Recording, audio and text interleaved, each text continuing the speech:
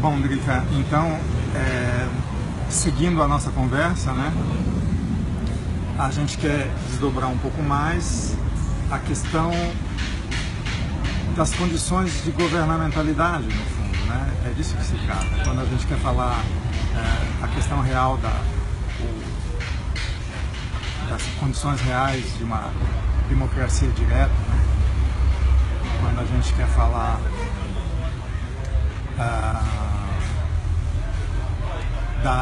da instância em nós que decide, né? E da instância nos outros que decide, é preciso chegar a questionar que tipo de instância em nós, nos outros, é necessária para o próprio capitalismo funcionar. Né? Porque, essencialmente, nós vivemos uma sociedade capitalista. O que é uma sociedade capitalista? É quando o modo de produção e as relações de produção, ambas são capitalistas. Mas, além do modo e das relações de produção, existe uma conexão direta com o modo de desejar, com o modo de viver, com o modo de existir, uma espécie de agenciamento de desejo. Então,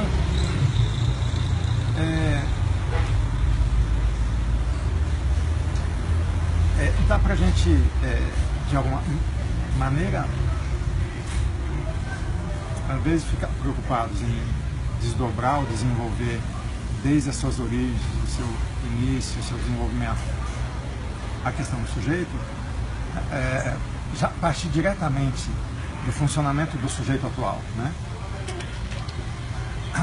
A gente sabe que é impossível haver uma subjetividade capitalística ou capitalista, né, sem a produção de uma miséria afetiva como condição de colonização do desejo. Eu acho que esse ponto é essencial. A gente vê agora com as questões urgentes das escolas, né, das ocupações que os alunos secundaristas, os estudantes de ensino médio estão realizando, né, nas escolas públicas, em São Paulo, no Rio, em Goiás. Isso vai proliferar em muitos outros lugares, né? A gente vê que o nível de demanda que eles têm, né, é um nível de demanda imediato da própria vida, é um nível vital, mas as escolas não estão aí para atender a vitalidade da gente, né? Elas não foram montadas e feitas para isso, elas foram montadas para impor no ensino, né, obrigatório, uma máquina de rebaixar, né, e de inocular o modo de virar função, de fazer a vida função de outra coisa. Então são máquinas de rebaixar a vida e elevar a vida, tornando a função de outra coisa. É isso que fazem as escolas públicas e outros tipos de escolas, ou seja, a máquina de ensino, ela tem essa função, assim como muitas outras instituições, com muitos outros dispositivos mais do que instituições, né? Então não há capitalismo sem uma produção de uma subjetividade humana que rebaixa o desejo e requalifica ele a partir de um regime de autoridade, né? O que é o regime de autoridade? É o regime do sujeito, é o regime da lei, né? É o regime que faz com que as formas sejam prioritárias em relação às maneiras, ou em relação aos modos de viver, ou em relação às realizações de desejo, realizações de força, realizações de potência, as realizações vitais. A forma se torna a legitimadora, a que autoriza, e a própria autorizada a falar em nome das questões da vida. Então você vê a democracia como funciona. Você vê o nosso Congresso, os outros congressos, outros países têm outros regimes democráticos, maiores, menores, melhores ou piores, não importa. O que é comum aos regimes democráticos dominantes no mundo, esse mundo globalizado, que atende ao capitalismo mundial integrado, é exatamente o fato de colocar uma forma de relação no lugar da linha de acontecimento da vida, né? E essa forma de relação, ela precisa criar a dimensão subjetiva, porque a linha de acontecimento da vida investe outra coisa, ela investe a singularização do desejo e não a subjetivação, não o assujeitamento, né? Não a colonização.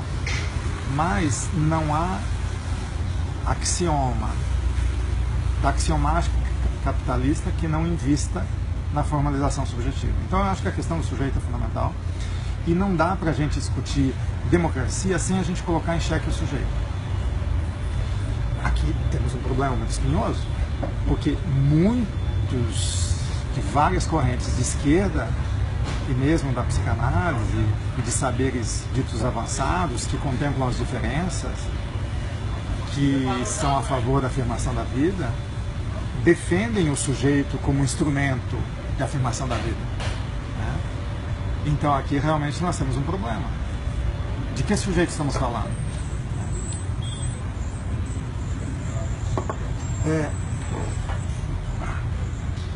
Se a gente observar, né, todas as instituições que o Foucault já detectava como dispositivos disciplinares, né, não há nenhuma que não implique numa espécie de sequestro da vida.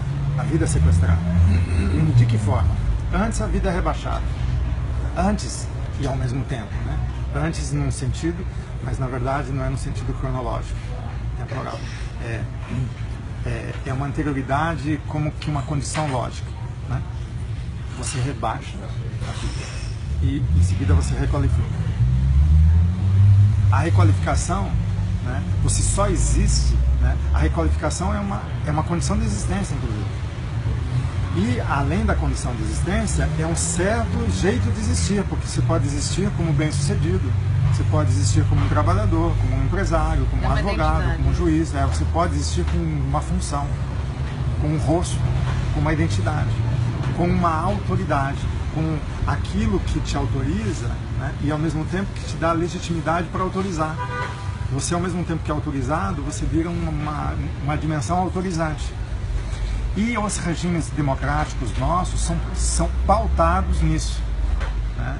Por exemplo, agora a gente assistiu recentemente uma tentativa bizarra de dizer que só pode ser presidente da República quem tem curso superior. E aí você vê nesses vídeos que a gente compartilha aí pelo Facebook, você mesmo me apresentou alguns dos estudantes que estão ocupando as escolas e as instituições, enfim, a própria Assembleia de São Paulo, né? O nível de discurso não é o discurso da autoridade, ou do autorizante, ou do autorizado, né? Não é o discurso do pedir licença, não é o discurso do que está submisso a uma ordem que ele quer participar e ser incluído nessa ordem. É o discurso que se coloca no outro lugar. É o lugar de uma legitimidade imanente da própria vida, né? Ocupar com a vida intensa, legítima e inocente esses espaços onde são decididos e capturados os nossos destinos, né? Então, esse sentimento que cresce entre os movimentos, que implica até uma ausência de liderança, não precisa de liderança, porque a liderança é uma pegadinha. A liderança é uma cabeça que é mais fácil de cortar para acabar com os movimentos. Então esses movimentos eles pipocam aqui e lá sem liderança. Por quê? Porque é o horizonte de cada vida em jogo que está em xeque, e é essa presença urgente que os movimentos têm, que as pessoas implicadas nesses movimentos têm, que é um desejo tão esmagado, ele escapa, né, por uma dimensão dele mesmo incapturável. Essa dimensão está começando a se apresentar cada vez mais. É claro, e aí os dispositivos de expressão são essenciais, como por exemplo as redes digitais, porque você tem meios de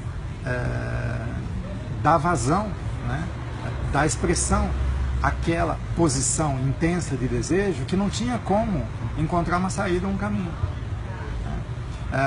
E ao mesmo tempo isso se faz via corpo, via ocupação física. As pessoas estão usando o corpo presencial na era virtual, estão exercendo o corpo presencial. Você vê a virada que dá, né?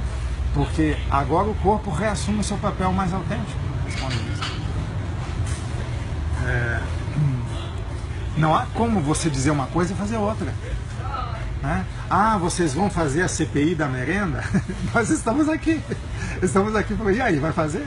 Não. Ah, depois? Não, é agora. A gente vai mudar essa agenda. É agora, vamos mudar a agenda, não é? Então, não há o que enganar no corpo, né? Porque uma coisa é o que o discurso diz e outra coisa é o que o corpo faz. Peraí. Então, o corpo é chamado de novo a dizer: eu sou a sua contradição, discurso autoritário. Eu estou aqui para revelar a sua mentira. Né? Só a minha presença basta, eu posso até me calar. Né? Então, eu acho o seguinte: quando a gente começa a querer discutir Estado Democrático de Direitos, é preciso colocar em xeque as condições do Estado Democrático de Direito também.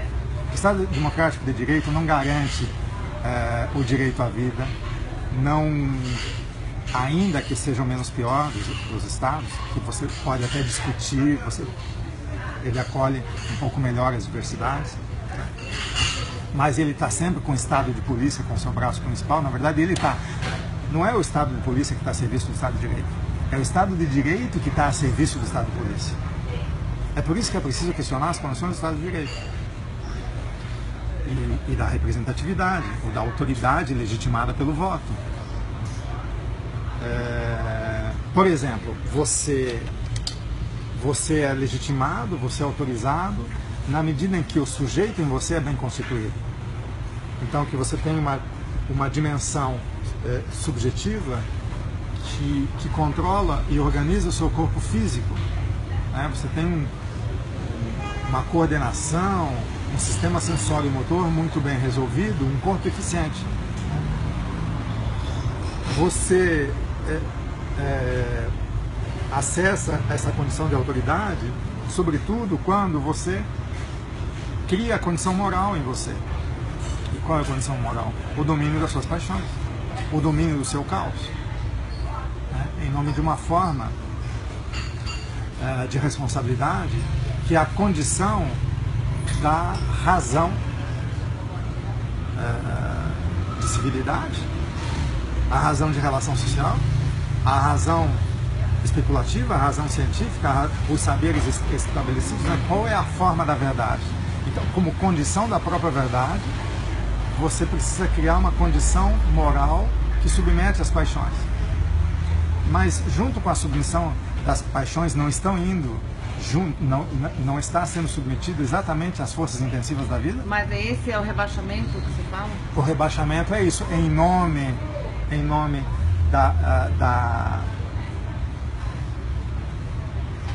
de uma necessidade de ultrapassar o campo passional.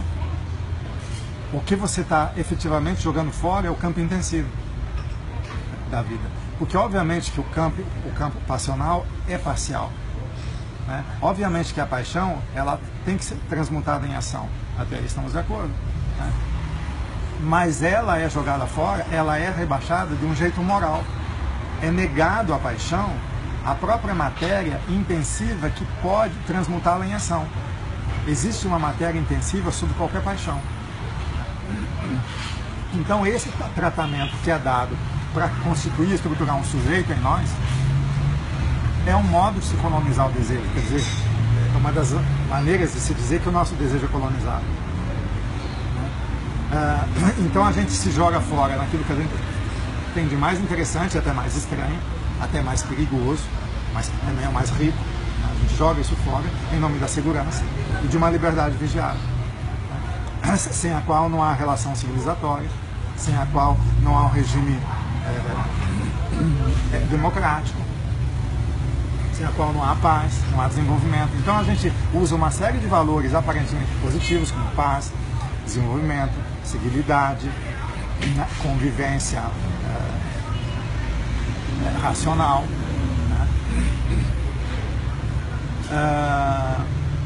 para esconder, na verdade, que nós estamos desprezando, rebaixando e submetendo, né, aquilo que há de mais singular e enriquecedor na existência. Então é uma espécie de estado infantil da humanidade. A humanidade ela tem medo das próprias forças. Agora, isso casa plenamente com o capitalismo. O capitalismo não tem interesse em desenvolver as forças de humanidade. não tem interesse real em desenvolver as forças vitais enquanto dimensão autônoma. O capitalismo, então, eu acho que aqui é uma pausa, um parênteses interessante se fazer. O que é o capitalismo? Vamos falar de modo esquemático. O que quer o capital? Qual é o objetivo absoluto do capital? Se produzir mais. Produzir por produzir. Né? Produzir por produzir. Mas o que é produzir por produzir? Aqui que eu acho que o marxismo precisa se tornar mais sutil. Porque não é apenas um modo de produção, tem algo anterior ao modo de produção. Mesmo no caso do capital. Produzir por produzir é produzir, inclusive, o próprio capital como capital. Não é meramente produzir para se capitalizar ou para criar mais capital. É produzir o próprio capital. Assim como a força produz a si mesma, ou a potência produz a si mesma. Então há uma dimensão da vida que é anterior às relações de produção e aos próprios modos de produção. É o retorno da energia sobre si. Essa dimensão é que nunca é contemplada nas discussões teóricas que a gente vê, nas críticas que se faz. Né? Então, a dimensão o que Deleuze chama de máquina abstrata. É como se houvesse uma máquina abstrata que estivesse se produzindo o tempo inteiro como máquina abstrata, na medida que ela se efetua através de máquinas concretas.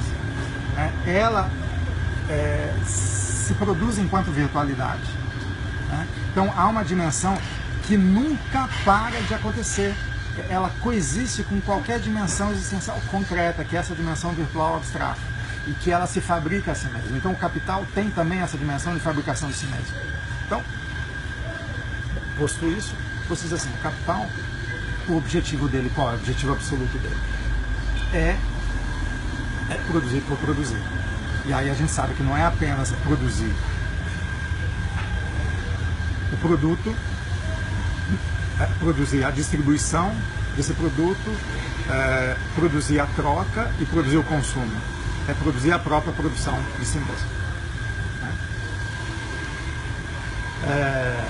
Bom, e aí o que acontece? Acontece que de tempos em tempos, esses capitais investidos dessa maneira, qualquer capital que ele está investido, empenhado em, portanto, então, em produzir por produzir.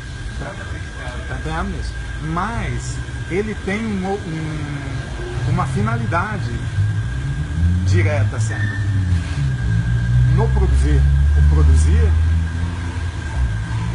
implica então essa dimensão da produção de si, que é para si, é um produzir para si. Então o capital produz por produzir, mas ele produz pro capital e não para a vida. Não existe capitalismo sem isso. E nem para o capitalista, porque o capitalista faz parte dessa máquina. O capitalista vira função disso. Ele se acha Deus e livre, mas ele é função disso. Né? Ele é na medida que ele se identifica com o próprio objetivo do capital. Entendeu? E que vai ter, junto com o objetivo, tem a finalidade. Dá para a gente distinguir objetivo absoluto e finalidade direta ou imediata. Que a finalidade é para o capital. O objetivo é produzir por produzir, para gerar capital. Mas é para gerar capital, é para o capital. Então, é necessário distinguir isso. Ora, quando o produzir por produzir, e isso acontece, é o que o Marx vai chamar de limite imanente, intrínseco ao próprio capital. Quando o objetivo absoluto do capital contradiz essa finalidade imediata que é para o capital, acontece alguma coisa. Eu acho que aqui nós temos a questão central, é o que governa tudo no nosso tipo de sociedade, que é regido pelo capital. O nosso Deus é o capital. Então é ele que de alguma maneira comanda. Então os capitais, né, eles deslocam, eles produzem, eles inventam, eles tiram cunha e põem outro. Aí diz assim, a justiça está funcionando, vamos fazer uma limpeza geral. Até que o bom moço encaixa com o axioma do momento do capital para maximizar os seus lucros. E aí vai. E aí diz assim, a justiça foi feita? Gente, a justiça não está aí para ser feita. A justiça não faz justiça. A justiça é regulação de poder. A justiça, ela ela coincide com o próprio Estado. O Estado, nas sociedades modernas e capitalistas, ele tem função de regulação e não um objeto último de identificação soberana. Né? Ele é apenas meio de realizar fluxo. Ele não é um fim em si mesmo. Né? Então, esse Estado muda de acordo com a eficiência ou não enquanto meio. Se ele está sendo meio, por exemplo, se o Estado democrático não está sendo meio eficiente, está totalitário. O Estado fascista, você vai mudando as formas. Então a forma é função da regulação da força. A forma aqui não é uma forma, é uma função. Então o Estado é função. A gente precisa entender isso, que o Estado é função. Bom, claro, então, os movimentos, o que eles querem? Faz do Estado uma função da vida. Mas vem o capital e diz assim, meu cara, tudo bem, claro, desde que o Estado seja a função do capital. Aí ele é a função da vida também. E aí é quando coincidem os axiomas sociais, as políticas sociais com a política do capital. Ou mesmo as políticas ambientais, né? O selo verde com o grande negócio que virou o selo verde. Há uma coincidência aí. Né? Então, mas quem determina em última instância é o capital. Claro. O que ocorre? Como é que então esse limite interno? O capital expande, ele se expande. Como é que ele se expande? Produzindo por produzir. Na medida em que os lucros estão sendo maximizados.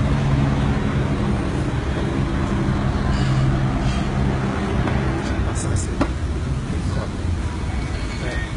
aí. Mas, diz Marx, há uma lei da economia política capitalista, que é a da baixa tendencial dos lucros. O que é exatamente a baixa tendencial? Quanto mais o capital está investido no negócio, mais ele produz, mais a taxa de lucro diminui. E também há uma tendência aí. Claro, aqui assim, aparentemente são termos técnicos, eu vou dizer rapidamente de modo esquemático, depois em um outro momento a gente desenvolve isso. Existe uma relação entre capital constante e capital variável. O que é o capital constante? São as matérias que ele se utiliza, os equipamentos, as ferramentas e uma série de coisas, né? Que ele se utiliza para a produção. E o capital variável é a força humana de trabalho. E, segundo a tese de Marx, a mais-valia vem no capital variável. Se essa tese é verdadeira ou falsa, aqui não importa exatamente a gente discutir ainda, mas o que importa é que há uma tendência de aumento do capital constante em relação ao capital variável. O capital constante ele se torna cada vez mais importante e dominante em relação ao capital variável.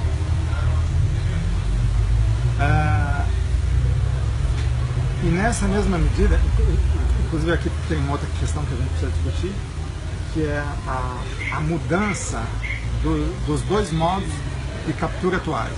Que um é uma espécie de servidão maquínica, né?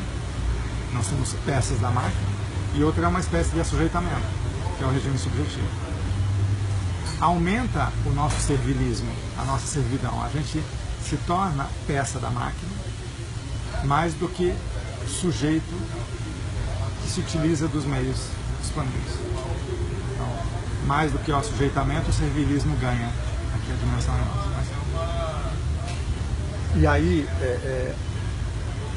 aí haveria um deslocamento, eu só estou situando isso para a gente entender o que é complexo a questão da natureza da decisão e da participação nos regimes democráticos.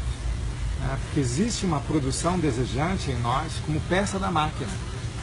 Que é esse sujeito... Além do sujeito. Não, o sujeito já é, digamos assim, o sujeito é como se o sujeito tivesse aqui, em relação a esse servilismo maquínico, é como se o sujeito tivesse na relação de produção e o servilismo maquínico tivesse no modo de produção. Existe uma diferença entre a relação de produção e o modo de produção. Mas eu vou fazer o seguinte, eu vou interromper isso, porque senão a gente vai começar a entrar em coisas muito eu precisaria de outros elementos para desdobrar. E como é que esse eu sujeito se relaciona com a autoridade? Então, eu queria retornar exatamente para a questão da maximização e minimização dos lucros, né? E aí a gente volta para a questão do sujeito.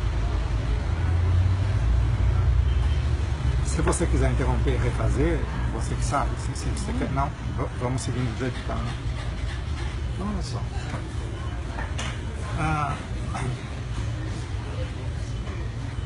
O Deleuze, ele dá um exemplo interessantíssimo.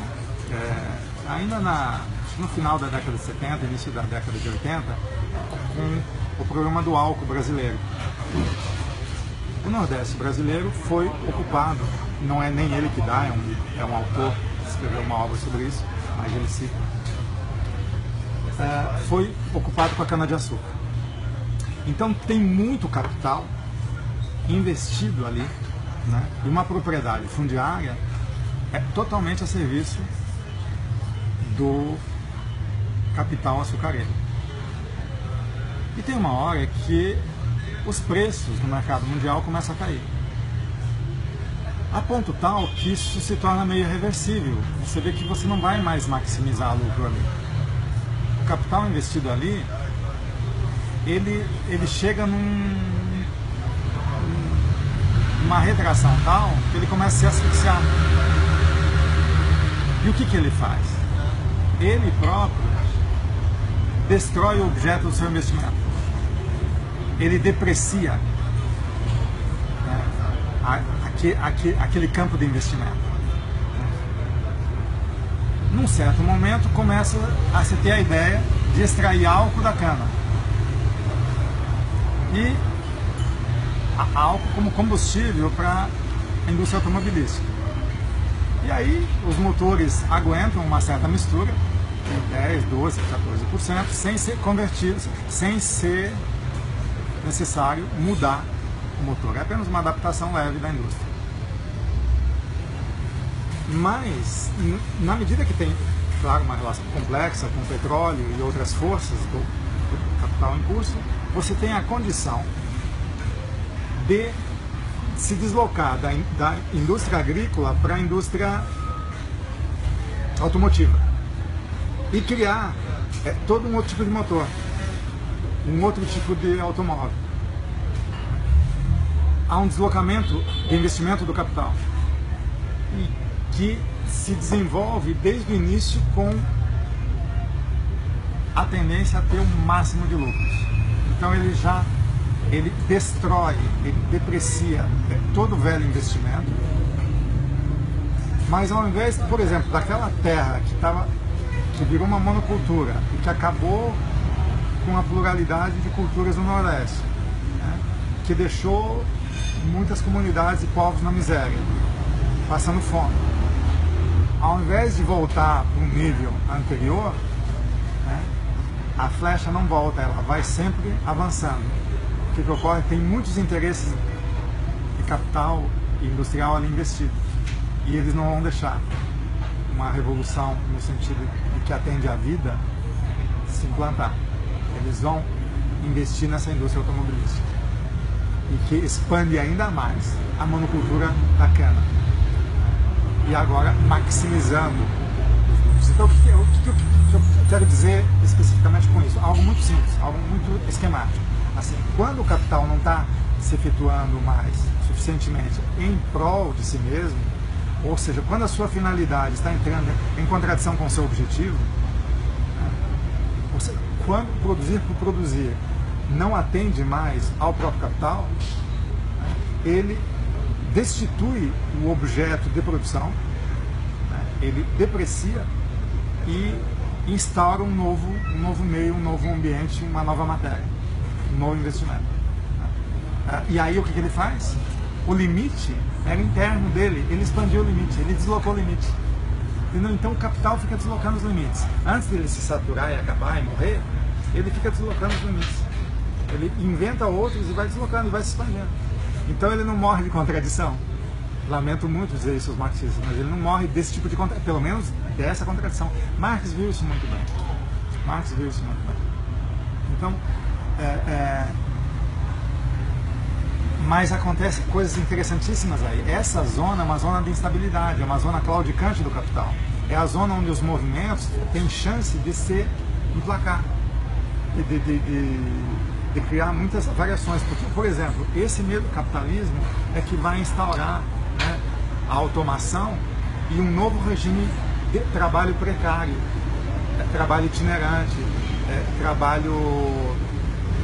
por exemplo, hoje a gente vê isso na questão da terceirização também. Existe até a lei no Congresso para que seja aprovada a terceirização e acabe com o regime de trabalho que tem vários direitos e garantias. Mas, bom, retornando à nossa questão, era só um parênteses nisso.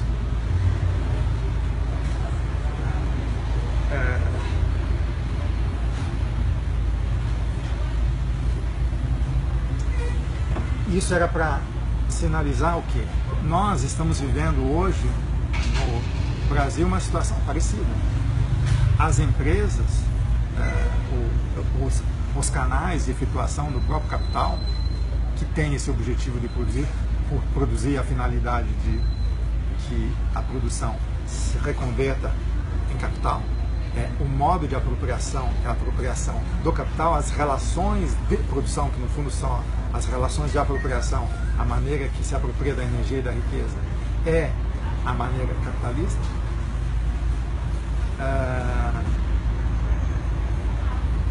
Precisa dar novo fôlego, né, aos capitais investidos. E então o que ocorre? As relações de produção não estão boas. Mas o que são as relações desse ponto de vista? São os axiomas. São os axiomas. Os axiomas têm que ser mudados. Axiomas sociais não estão cabendo mais. Ou eles estão impedindo o desenvolvimento do capital. Por exemplo, por que o pré-sal, boa parte dele vai ser investido diretamente em educação, em saúde, em cultura? Não pode. Não pode, por quê? Então, as reservas de petróleo estão na mão de quem? As grandes corporações não tem mais reserva. Mas os bancos eu acho que são os principais. A questão é, então, a relação de apropriação é que é dominante. E é ela que vinga, ela que é a condição da formalização de um regime democrático, por exemplo, ou da mudança de um regime. Então, a gente tem que chegar no ponto onde há a condição do regime democrático de direitos, onde a condição da forma, a condição da representatividade, a condição da efetuação do capital é esse elemento anterior, aquilo que a gente dizia no nosso último encontro. Existe um direito do capital a quem além do direito formal positivo.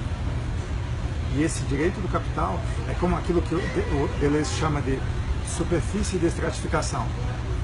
Antes de ter o extrato, existe uma superfície de estratificação. Então, antes de ter o direito formal, existe uma condição de formalização. E a condição de formalização, ela não é um teorema, uma forma estabelecida, ela é um axioma, ou seja, ela relaciona um elemento qualquer com outro elemento qualquer, desde que seja capital e atividade humana. É essa relação necessária, primeira, de um Estado mínimo e totalitário. E aí sim, né, isso atendido, por efeito ou por redundância, eu tenho um regime de decisão, de governamentalidade, de conduta das pessoas, das comunidades, dos grupos, dos desejos, entendeu? Então, anda em paralelo, mas o que é decisivo é esse elemento. Então, se a gente não presta atenção nesses elementos, nesse duplo sentido do capital, produzir por produzir, produzir para si, e ao mesmo tempo não apreende, para fazer frente a isso, o que a gente precisa fazer? A gente tem que fazer a mesma coisa com a vida, né? Tem que aprender o sentido real da vida. O sentido real da vida, eu posso dizer que a vida também tem um duplo sentido, né? A vida não é bom senso e nem mau senso, ela é um duplo senso, ela é até paradoxal. ela não é intencional, que vai para um futuro ou para um passado. Ela é intensiva, que vai ao mesmo tempo para o futuro e para o passado. Ela é intensiva porque ao mesmo tempo que ela vai, ela volta sobre si. Ela produz energia de si mesma. É isso que é intensidade. Então, se a gente apreende a vida nessa dimensão, a gente é capaz também de fazer frente ao capital na sua dimensão primeira, que tem esse duplo modo de operar, produzir. Aliás, é só assim que a gente é capaz de fazer isso. Só assim. E daí você vai dizer assim, ó, peraí, tem uma distinção entre a vida como função do capital e a vida como potência de criar condições de existência. É muito diferente. Então você diz, olha, chegamos no modo de vida. O modo de vida é a relação de produção? Ah, mas essa relação de produção depende do modo como o desejo se efetua. O capital sabe muito bem disso. Então, o que faz o capital? A primeira coisa que um regime capitalista faz é desconectar o modo imediato do desejo se realizar. Cria um corte. Esse corte que é a produção da miséria subjetiva, a produção da miséria afetiva. Esse corte que opera em qualquer máquina de produção de subjetividade que as formações sociais capitalistas constituem. Esse corte opera sempre. Por exemplo, as escolas? As escolas, obviamente, você pega. Eu vou dar um exemplo que eu presenciei no Céu Caminho do Mar. Ah não, desculpe, no Céu Três Pontes, lá perto de Itaquaquecetuba. Num evento de cinema nômade, nós fomos realizar esse evento para alunos do Fundamental 2, que tem de 11 a 14 anos em média. E era um evento cultural, extracurricular, né? Seria até interessante para os alunos, uma vez que eles estão aborrecidos, né? Acuados, entristecidos com aquele regime de ensino obrigatório. E qual foi a nossa surpresa? Mesmo nesse momento de ocupação do tempo aborrecido escolar, com uma oferta que pode coincidir com diversão, com lazer, com cultura, seja lá de que forma fosse interpretado isso, esses alunos foram praticamente incapazes de fruir de uma obra, de um filme, né? E criar algum tipo de relação interessante para a vida ali. Né? E independia isso da escolha do filme. E aí a gente questionando os gestores de lá, o gestor de cultura disse assim, olha, essas crianças, ou esses pré-adolescentes, eles não são capazes de sustentar o desejo deles por mais de 5 minutos. Por exemplo, você diz, o que você quer fazer agora? Jogar futebol? Vamos lá jogar futebol. Você chega lá, o desejo se esvai na sequência. Ou seja, não tem consistência o desejo. Eles não são nem capazes, dizia esse gestor para mim, de estabelecer uma relação afetiva, por exemplo, de namoro. Né? Na hora de namorar ou paquerar, até aí você vê essa miséria afetiva se manifestar. Eu disse, bom, né, é possível que tenha tido múltiplos agentes aí, exteriores, que levaram eles, né, a essa situação, e aqui dentro a coisa não... Eu disse, onde estavam essas crianças há 1 ano atrás, há 2, há 5, há 6, há 8 anos? Se eles têm 11 anos, aonde é que eles estavam há 10 anos atrás? Ele diz, olha, aqui eles entram com 6 meses de idade. Então, você tem uma instituição, um meio de ensino, que aparentemente é para acolher e formar e deixar a vida forte e potente, né? Que torna a vida triste, que produz uma miséria afetiva, que faz das crianças com 10, 11, 12 anos de idade lixos, verdadeiros lixos, porque elas não conseguem fazer nada de interessante, a não ser para se depreciar, para se destruir a si mesmo e aos outros. Então você vê o desgosto, a tristeza nessas crianças. Mas onde elas estavam? Eles estavam o tempo inteiro inseridos no meio da máquina de ensino. E aí Foucault diz bem, essas máquinas não são máquinas de inclusão, são máquinas de sequestro. Claro, elas incluem, mas antes elas sequestram. para daí incluir a força e criar um regime de autoridade. Sem essa desqualificação, eu não instauro as condições para instalar o sujeito em mim. E aí você diz assim, mas como é que vai se instalar o sujeito nessas pessoas que estão assim fragilizadas e depreciadas? Bom, há uma hora que elas não têm mais saída. Elas podem ir para o crime, elas podem ir para a droga, para a loucura e tal, mas tem uma hora que elas não aguentam mais. E ela diz assim, olha, não sobra, senão a opção do filho pródigo. Ele se arrepende e aí ele vai aderir ao sistema. Ele vira um trabalhador, ele vira um conformado, ele vira um convertido. A pior coisa que pode acontecer ao desejo é se converter. É se conformar, quer dizer, eu tenho que trabalhar, eu tenho que aderir às ofertas de emprego, às vocações que se apresentam para mim, aos papéis, aos rostos que eu posso aderir, né? E aí introjetar e constituir um sujeito em mim. E é esse sujeito que, seja lá o sujeito de um lixeiro, seja o sujeito de um ascensorista de elevador, seja um sujeito lá advogado, médico, seja lá o que for. É esse sujeito que vai ter o mínimo de dignidade para ser capaz de votar, por exemplo, para ser um cidadão. Direito de escolha. Que sujeito é esse? Esse sujeito necessariamente ele é sujeitado. Foi capturado em seu desejo. Então houve um modo de apropriação. E aí você vê que a relação de produção é muito mais sutil. Ela depende do agenciamento do desejo. Houve um modo de apropriação da riqueza afetiva da vida, que o capital já estava lá operando, sutilmente, abstratamente. Essa captura já é dada. E assim que isso se dá como condição objetiva exterior, ao mesmo tempo se começa o caminho de introjeção, de colonização, de subjetivação, e você vai instaurando o sujeito em você. E o Estado em nós são alguns passos que você dá para que o Estado comece a interiorizar. E você começa a desejar da mesma maneira que o Estado.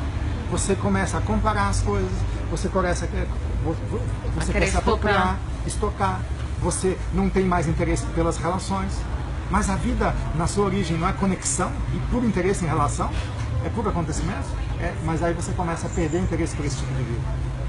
E aí você começa a aderir a esse regime de autoridade. Por que a gente é tão cúmplice dos nossos regimes democráticos, que são uma farsa, que não representam ninguém, né? que não contemplam a vida de ninguém? Né? Esses sistemas de representação, obviamente, são uma mentira. Porque, no fundo, é aquilo que bem a gente viu de modo tosco e caricato, aqueles deputados lá dizendo, por minha família, por Deus, pelo meu filho, pelo meu neto. No fundo é isso que a gente sente, é assim que a gente deseja, é assim que a gente quer desejar. Então você pega alguém da periferia, ao mesmo tempo que é instigado, bombardeado com valores tipo o melhor tênis da Nike, ou o carro, a Ferrari e tal, não sei o que, o cara é bombardeado com isso. Você acha que o Estado nele já não está agindo? O cara é da periferia. Ele é o mais... Então, essa maneira de introjetar o Estado em nós, eu acho que é essencial. E enquanto não tem aquela vida mais nua, crua e urgente, que diz assim, nós precisamos de algo muito simples, né? Nós precisamos investir no amor, nas relações, na solidariedade. Vamos conversar, vamos ver se acontece alguma coisa entre nós. Né? Então, essa demanda vital, urgente, né, necessária, acontece quando a vida está totalmente despossuída e fragilizada, quando ela se vê sem nenhum rumo, né? Quer dizer, então, e isso acontece muitas vezes quando, exatamente nessas trocas de objeto do capital, né, quando ele deprecia o seu velho investimento e inventa um outro objeto para maximizar seus lucros, ali existe uma zona, um entretempo e um hiato onde as forças revolucionárias, né, os devires revolucionários moleculares acontecem ou pululam mais. Né? Então, a gente tem o tempo inteiro, né, e agora nós estamos vivendo isso aqui de modo mais visível, né? Essas zonas frágeis de insegurança institucional, de mudança das regras, etc. e tal, e ao mesmo tempo a vida tentando se orientar nisso tudo. Né? Será que vale a democracia? Será que não vale? Será que era de mentira? Será que faz de conta? Será que no fundo o que importa é que funcionam os axiomas sociais? Será que no fundo o que importa é que eu ganhe dinheiro e me dê bem na vida? Será que no fundo tanto faz a ditadura a democracia? Né? Então existem muitos questionamentos aí, que você vê um desencanto das pessoas com a democracia.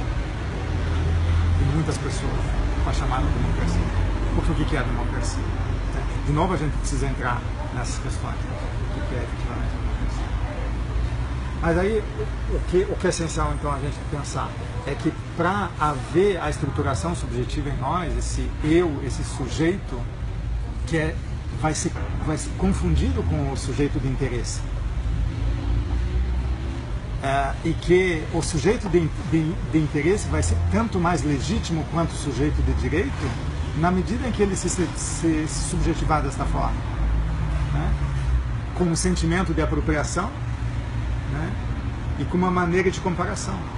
Esse modo de funcionar ao modo do Estado, só que o Estado é em nós. Então, quanto mais isso se interioriza em nós, mais a gente é legitimamente um sujeito de interesse e a gente se autoriza como sujeito de direito. E como a gente percebe esse sujeito de interesse se efetuando assim, em ato? O sujeito de interesse se efetuando em ato. É quando a gente não distingue mais potencialização de nós mesmos com empoderamento. Quando a gente acha que o empoderamento é a nossa potencialização. Quando a gente acha que o que a gente está fazendo está dando tão certo que a gente ganha mais força para fazer e impor ao outro ou às relações o que efetivamente seria melhor para empoderar o nosso desejo. Então você vira um autoritário a partir dessa autoridade do sujeito de direito. Você não tem um encontro, você violenta os encontros. O encontro é uma formalidade, o encontro é um faz de conta, o encontro é uma vaidade, o encontro é igual às relações entre políticos, cívicos, né? Então você travessa o encontro, você não tem mais interesse, você tem, né? Não existe essa coisa, eu quero tanto. E aí, me conta da sua vida. Aí você vai ouvindo a vida do outro, mas na verdade você está pensando na tua. Você não está nem aí com o que o outro estava. Você está experimentando de fato o que o outro está compartilhando com você. Geralmente não acontece isso com as pessoas, né? Geralmente há uma certa trapaça, as pessoas de fato elas estão tão miseráveis e precisam fortalecer tanto a sua forma compensatória para essa miséria que elas não conseguem enxergar o outro, se relacionar de fato. O Godard diz assim: o dinheiro foi inventado para o homem não olhar na cara um do outro, para os homens ou para as pessoas não olharem na cara um do outro. E dá para dizer a mesma coisa do Estado. O Estado é inventado, digo sempre isso, e Deleuze diz também, e outros dizem, o Estado começa quando se perde o interesse na relação. De novo, Godard, que cita uma freira alemã lá, que diz assim: o sonho do Estado é ser um, o sonho do indivíduo é ser muitos. O sonho do Estado é ser um, é a única interioridade. O Estado não quer te excluir, ele quer te incluir na interioridade dele. E tanto ele quer te incluir que ele quer fazer da própria interioridade objetiva e ideal dele a interioridade espiritual e subjetiva tua. O teu eu vai ser, e finalmente vai poder dizer: o Estado sou eu. Né? Aquela fórmula do absolutismo francês. Que é o sujeito de direito. Que é o sujeito de interesse e de direito. O Estado sou eu. Né? Então, essa arrogância do desejo, né? Submetido, né? Porque sempre no fundo é desejo, o poder é efeito do modo de agenciar o desejo. Sempre é desejo, a gente tem que levar para o campo do desejo. Há uma cumplicidade ali, sempre. Se a gente não, como diz lá o Vanzolin, se não reconhecer a queda, você não dá a volta por cima de verdade. Tem que reconhecer que nós somos cúmplices. Né? Se você reconhece onde o teu desejo está alojado, investido, e aí você pode perceber que de fato você pode mudar a condição de efetuação dele, né? E fazer de um jeito que você não precisa fazer concessão para se empoderar, mas você afirma inteiramente para se potencializar e potencializar aquilo que está em relação com você. Aí sim, a tua potencialização também é a potencialização dos seus. Que seria a apropriação comunal. Uma apropriação comunal superior. Que é absolutamente diferente da pública.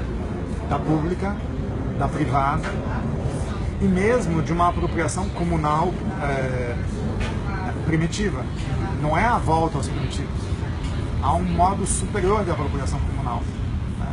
Um modo até não humano, digamos assim, ou além do humano. né? Porque se a gente chamar de humano esse sujeito em nós, esse humano tem que ser superado, como diz Nietzsche. Né? Então, eu acho que isso são algumas linhas que são necessárias a gente puxar, desennovelar, para a gente começar a pensar as condições reais da democracia, o que a gente chama de democracia. Né? Por exemplo, os partidos políticos hoje, a gente sabe que o modelo deles é falido. O nosso sistema de representação, a nossa estrutura política é toda falida. Mas não é falida do ponto de vista da efetuação do capital. Ainda não, pelo menos, porque senão já teria mudado. Ou seja, sempre que, o próprio Marx diz, sempre que as relações de produção não efetuam mais as forças produtivas, mas entram em contradição com as forças produtivas, as próprias forças produtivas vão investir em outras relações e criar um outro modo de produção.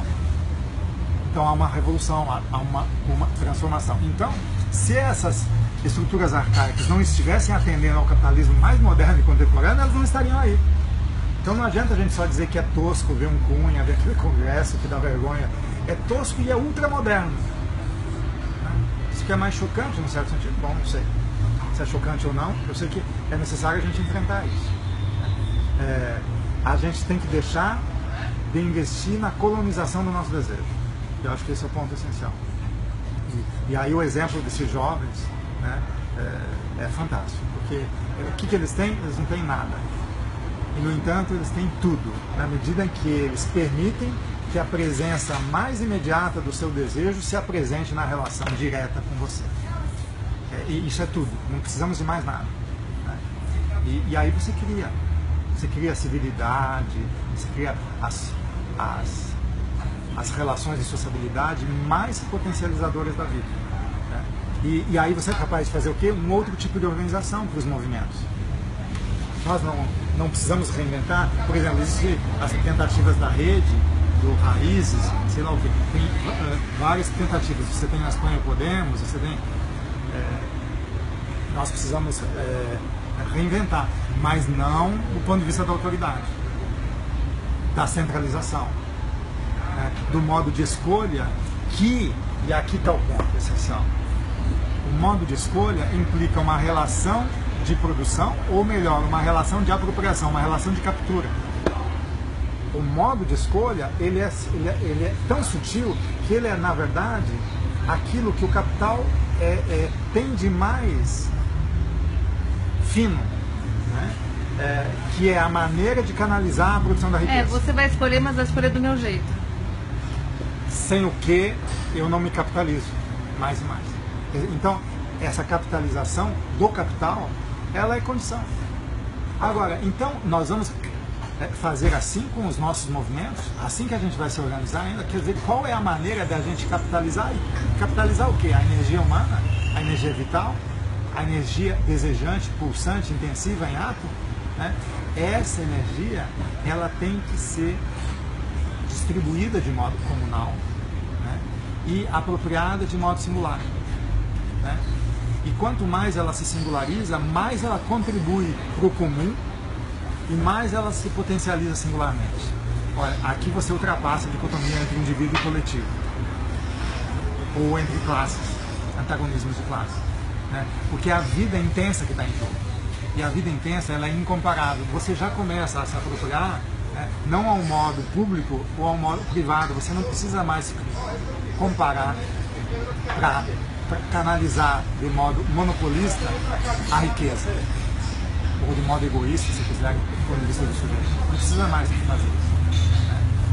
Porque aquilo que você canaliza, né, é uma potencialização única que não serve para o outro. Ela é singular, ela é incomparável. Então você não vai disputar, você acaba com o regime da disputa. Né? Se existe um tipo de rivalidade, entra num outro campo, e não mais essa coisa mesquinha de se comparar. Que é uma equivalência abstrata que rebaixa a vida, que joga fora a nossa singularidade, mesmo a do maior capitalista. Joga fora. A gente se desperdiça, é o sacrifício de si, a pastoral cristã em nós. É o sacrifício absoluto de si, da sua diferença. Então, eu acho que essas questões são essenciais para a gente discutir a questão do sujeito. Eu acho isso. cada vez mais trazer para o cotidiano. Como é que a gente ocupa? Como é que a gente faz uma ocupação? Como é que a gente se relaciona? Como é que a gente estabelece a pauta do momento? Né? Como é que a gente conversa a respeito? Né? Como é que isso retorna sobre nós? Como é que isso se redistribui sobre os movimentos? Como é que a gente cria maneiras de capitalizar esses fluxos, fazendo refluir sobre o próprio desejo intensivo? Né? E que isso implica uma autonomia cada vez maior dos movimentos, ao invés da dependência numa ordem exterior que contemplaria todos como uma espécie de ordem pública, uma ordem legal, uma ordem universal. Nós não precisamos do universal, ou do público, ou do estatal. Nós precisamos do comum, do comunal. Nós precisamos dessa zona sem a qual as diferenças não são afirmadas de modo imediato e direto. Se nós temos as condições técnicas, digamos assim, já para exercer uma tal de democracia direta, né? A gente pode dizer assim, que é a democracia direta, né?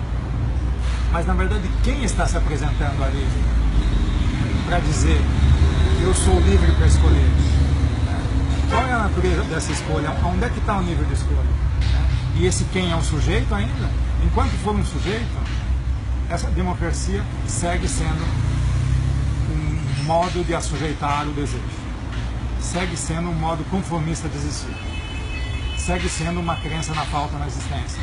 Né? Enfim, e a gente não precisa disso. Cada vez mais, aqui e agora, de modo simples, de modo direto. Não precisa mistificar nada. Né? A gente às vezes mistificar, mas isso é o super-homem, isso é além do que isso não é nada, isso é aqui e agora. Você pode se realizar de modo muito interessante aqui e agora. Como? Experimente. Vamos fazendo. Assim como esses meninos que estão ocupando as escolas, as instituições, por exemplo, a Assembleia de São Paulo. Experimente, faça. E aí você tem o quê? O que você vai enfrentar nisso? Você vai enfrentar o estado de polícia, mas qual é a cara inicial do estado de polícia? É o estado de direito. E que eles dizem que é o estado democrático do direito. Ontem eu vi a decisão de um juiz que disse para os estudantes desocuparem a Assembleia porque eles estavam impedindo outros direitos. Em nome de outros direitos de quem? Direito do parlamentar discutir a pauta que fortalece o seu bolso? Direito das facções criminosas que ferram com a vida da maioria das pessoas? Direito de quem? Então, mas o direito é o direito. O direito, ele deve ser submetido à vida. Nenhum direito se sobrepõe à vida. Né? Então, é essa legitimidade que os jovens estão percebendo. Né? Assim como a Erundina, quando ocupa, né, do elemento vital nela, limpa, transparente, sem nenhum rabo preso com nada, porque sabe que é a vida que tem que estar ali, né? E não algo, um sujeito de direito que na verdade vende a vida como função de capital. Então, nós precisamos criar outras condições para a política dita participativa. Acho que esse elemento, não sei se você tem alguma outra questão. Legal, não, acho que Então, a transmissão será outra por aqui.